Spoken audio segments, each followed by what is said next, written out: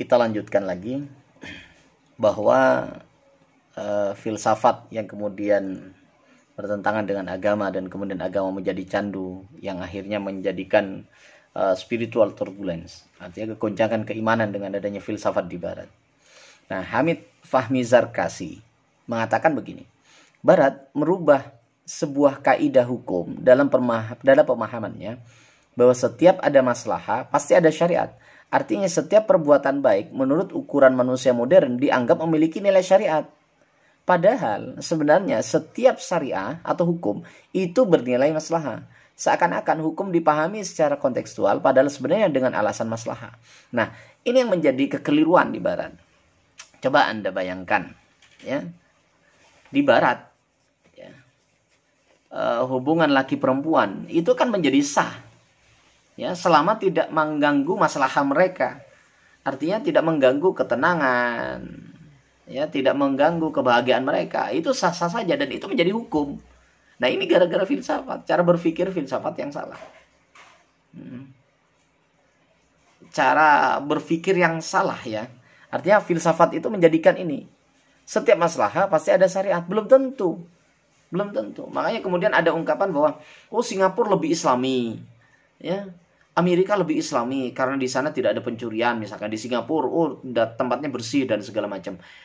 Tidak hanya sekedar itu ketika berbicara tentang agama, tapi ada sebuah kompleksitas universal yang dilihat, tidak hanya dari satu sisi. Kalau sudah bersih maka dia termasuk beriman, tidak. Bersih belum tentu beriman.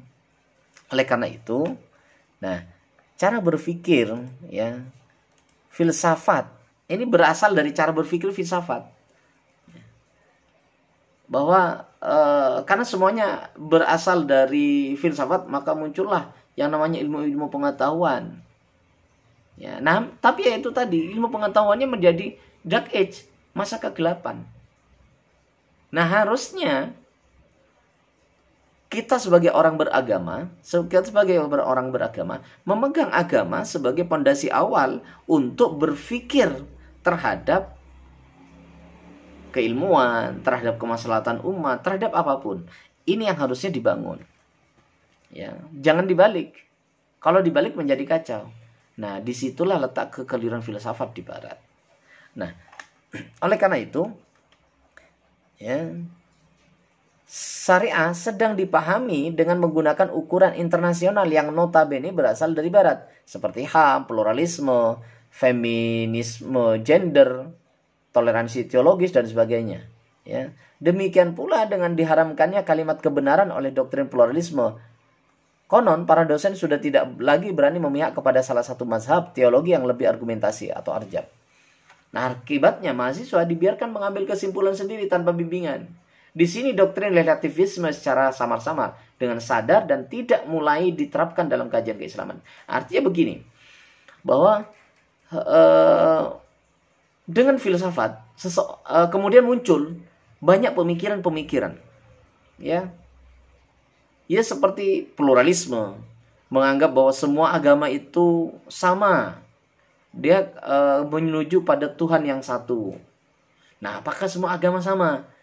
Nah, coba kita cek. Kalau mau dicek, masalah Tuhannya, kitabnya sama atau tidak, cara beribadahnya sama atau tidak. Nah, ini menjadi permasalahan. Ini karena filsafat yang keliru, karena berpikir filsafat yang keliru.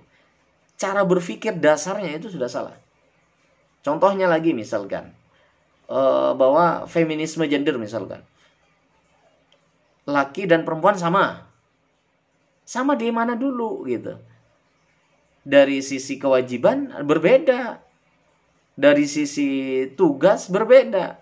Di hadapan Tuhan sama, di hadapan Allah sama. Sama-sama manusia memiliki pertanggungjawaban, sama-sama memiliki pertanggungjawaban. Tetapi memiliki perbedaan dari sisi tugas, kewajiban dan segala macam. Ya. Nah, ini atas dasar kekeliruan filsafat di